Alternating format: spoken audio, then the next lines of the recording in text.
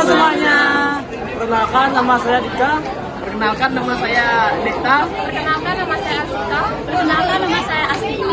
Perkenalkan nama saya Gonde.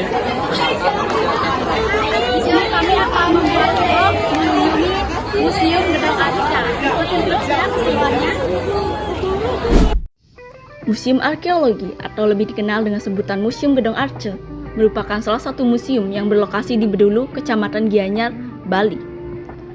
Museum Gedong Arca berada di bawah naungan Balai Pelestarian Cagar Budaya atau lebih dikenal dengan BPCB Bali, yang bertanggung jawab atas pelestarian dan pengelolaan cagar budaya di wilayah Bali, NTB, dan NTT. Museum ini didirikan untuk menyelamatkan dan memamerkan benda cagar budaya hasil pelestarian BPCB Bali. Gagasan pendirian museum muncul karena banyaknya temuan purbakala di Bali. Pembangunan dimulai pada 1958 hingga 1959 oleh Dr. R.P. Sujono, diawali dengan bangunan atap ijuk untuk menyimpan artefak seperti sarkofagus. Di bawah kepemimpinan Dr. M.M. Sukanto K.Atmojo, museum dilengkapi tembok keliling, candi bental, wantilan, balai patok, dan gedung pameran tetap. Museum resmi dibuka pada 14 September 1974. Struktur museum mengikuti tata letak pura dengan 3 bagian utama, yakni halaman luar atau Nista Mandala, halaman tengah atau Madya Mandala, dan halaman dalam atau Utama Mandala. Nah, sekarang kita sudah berada di Madya Mandala. Di sini terdapat 4 pameran tertutup, yakni gedung A, B, J, dan K. Kita sudah ada di Gedung A. Kita akan melihat koleksi kapak dari zaman purbakala. Yuk.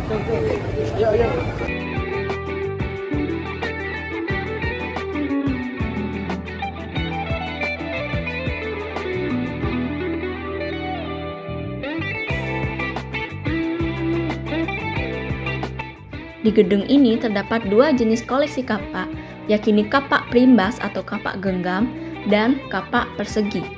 Baik, di sini kita memiliki berbagai koleksi kapak dari zaman Paleolitikum atau zaman Batu Tua, yaitu kapak perimbas. Bisa kita lihat di sini.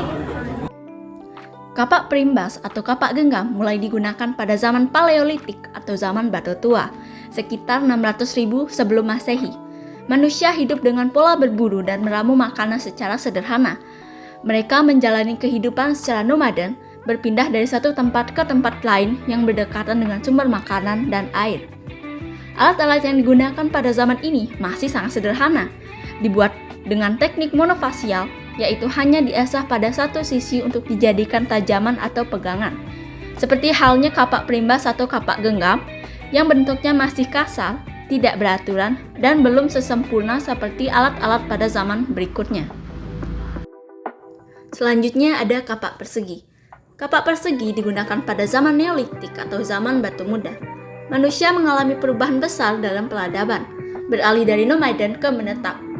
Mereka mulai hidup berkelompok, membentuk perkampungan, serta mengembangkan pertanian dan peternakan.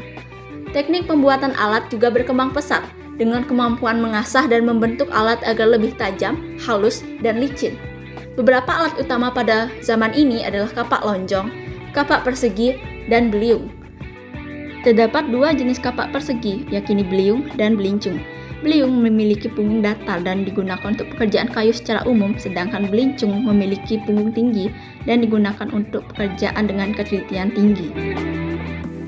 Selain koleksi kapak, di gedung ini juga terdapat berbagai koleksi lain seperti periuk, gelang perunggu, arca sederhana, nekara, spiral perunggu, lancipan, mata panah, fragmen tulang, dan serpihan batu alam. Semua koleksi ini tertata rapi di dalam etalase kaca yang dialasi dengan kain putih dan dikelompokkan sesuai dengan fungsi dan periode waktu benda, yakni antara periode Paleolitik dan Megalitik.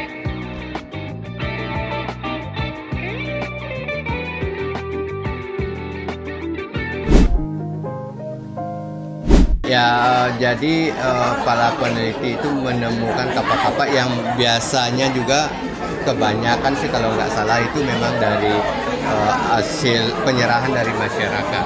Ya, kalau kapak batunya itu penyerahan dari masyarakat yang diserahkan ke museum ini untuk dipajang, kemudian dipamerkan. Ya, kalau yang kapaknya itu masih utuh, itu bisa diketahui itu adalah merupakan kapak batu, itu berdasarkan jejak